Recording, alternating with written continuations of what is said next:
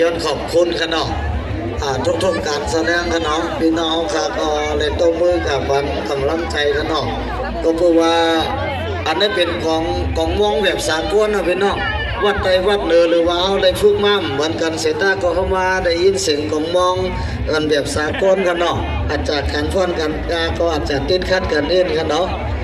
ย้ำเดียวย้ำเดี๋ยวขย้อนเพจเอาสารวัตรกับน้าน้องคาเลยอ่านรายชื่อแขกผู้มีเกียรติขนมการที่ขึ้นมามอบรางวัลวันหัววัดต่างๆที่ได้แสดงกันในคณะ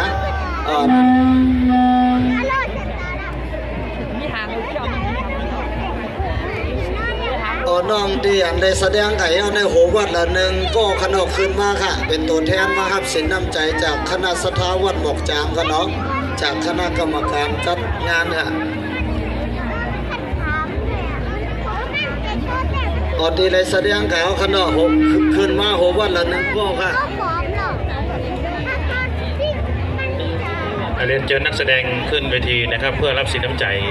นะครับจากคณะจัดงานนะครับ